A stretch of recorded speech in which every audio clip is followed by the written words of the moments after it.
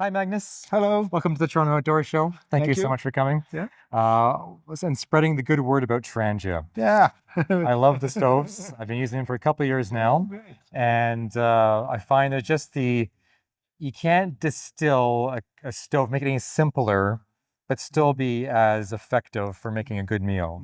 Find it. Yeah, You can thank you. speak to just the simplicity of it. Yeah, and that's the whole purpose. We in fact try to make simple, sturdy equipment that lasts for generations. So all our parts and pots and pans and rubber gaskets are available as spare parts, and we just make it simple to get out in the nature. That's the whole purpose of our business, basically. Right. Yeah. So tell me a little more about backcountry camping in Sweden. Yeah, I would say it's more into hiking. It would be the main purpose of it, hiking, and then that would be traditionally in northern part in Sweden, where we have the mountains or fjäll, as we call it in Sweden. It's low. It's not like the Alps because it's been flattened by the ice. So, but it's traditional. You go out for a couple of days with a tent and walk around different places, and then you don't want to carry too much, but you still want to make a meal, I would say, rather than the hydrated food with the walnut and so on. And sometimes you can also maybe fish and get some fresh food on top of that you would like to cook. Yeah. So, but also I would say that's for the hiking part. But in the lower part of Sweden and south of Sweden, it's also common with canoe. Yeah. Great waters for that. So that's also popular. But I would say also for hunting, it's very variety of usage for sure. And but one thing that is during this with the COVID situation, that the growth was with, I would say, ordinary people, young families, just to get out for a walk for some hours and just to being outside and then have something to do, Right. and not stay the night and so on. So in Sweden, we have something called allemansrätten. That means you are allowed to go out everywhere. That blows me away. Yeah. I'm still impressed by that. So basically, you don't have to own the land. You can go out everywhere as long as you don't sleep next to a house to the owner of the wood or the land. But you're allowed to stay there for one night. But it also means that you can pass it without trespassing and go out to a lake or whatever for a few hours and have a nice time with your family. Yeah. So then it's good to have some equipment just for the fun of it instead of a pre-made sandwich, which you can also have, but it's part of the day, so to say, that we cook something with the children and so on. So that makes me happy that our products helps people going out in the nature. Sure. Yeah. So that's I would say the whole purpose. Of course, it's cookware we make, but it helps you to get out. Yeah.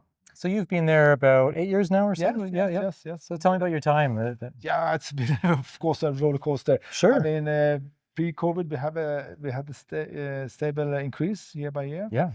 And then of course COVID we tripled the sales over 3 years. Basically, we worked 24/7. Wow. So yeah, it was hilarious, but it was fun times.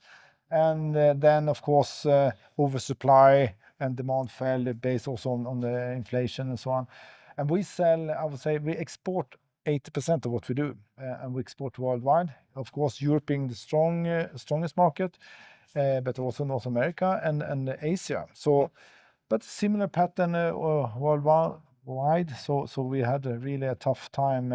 20, I would say 20 all-time high, 22, and then half 23. So who could imagine that downturn? Or we expected a downturn, but not that bad. For sure.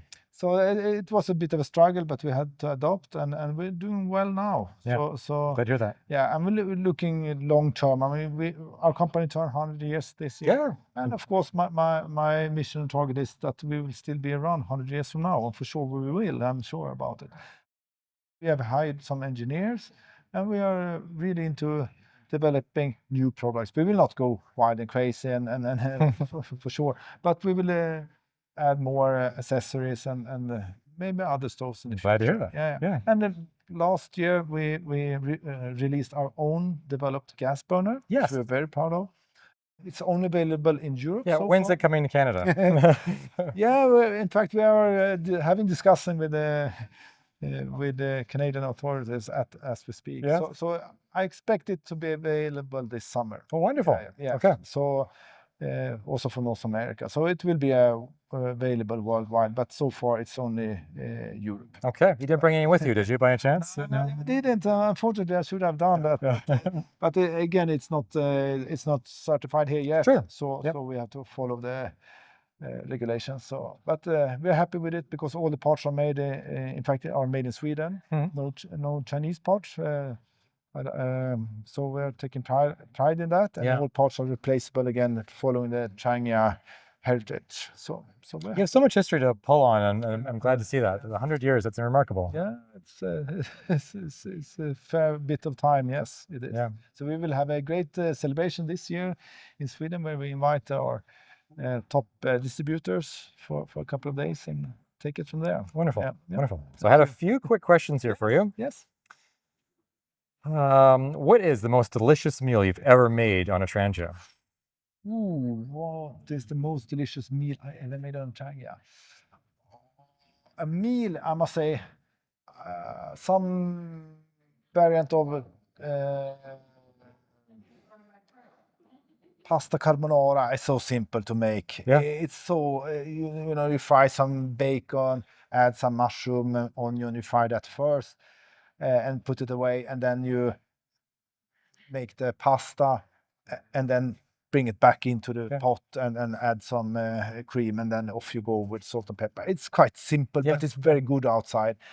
But it's quite funny because some years ago, my son, at the age of maybe 7, at that point of time, he just realized we made a pre-made just a hamburger that was not from the base. It was, and he said, "But this tastes so good. Everything tastes better outside," and that's how it is. So basically, yeah. So it's so easy. I think it's a bit of cheating that you make a food outside.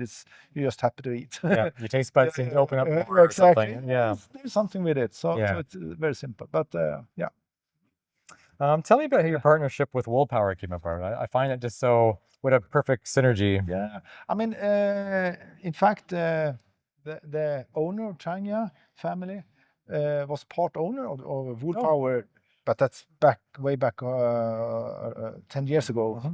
But also being a small outdoor company from the same city, and they also have the production in Sweden, so we have share the same thoughts and feelings about our brands. So we basically help each other. They have a factory store where they sell our stuff as well, and we taking pride in using their leftover material that we produce some fun stuff only for the sake of it, basically. But it's fun, so we use it quite a lot, to be honest, and it's produced locally.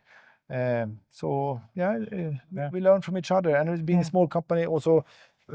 In some countries we have the same distributor, like in Germany, but also here in Canada. In the past we had the same distributor. Now they moved away from that. But so kind of help each other, small company again with the setup of distribution requirements. How do you do e-commerce? Whatever. So it's really good to help each other and stuff. Well done. Yeah. So I'm envisioning in your office, you have a nice desk, and in every your drawer, I imagine you just have a Trangia at a distance away. Yeah. So during your fika breaks, what do you quickly make for yourself? Yeah, but I wouldn't say that once a week, but occasionally we go out and make Cinnabons. That can happen, or some other meals. Yes. I'm not the best one at it because I kind of eat and work at the same time behind my computer. It's not that perfect, but sometimes we try to go out together, just outside office to do it. Yes. Lovely. So it's good. It's great. Yeah. All right. And so when are you re-releasing the Lantern 83? That's the Holy Grail. I know it. Seek for the Holy Grail. To be honest, it is a nice product, and it's always in the back of our minds. And why it went out of production was too expensive to make in Sweden and more. It was a lot of different steps, and it by hands. The machine was operated by hand. It was not really so didn't work anymore. Sure. To be honest.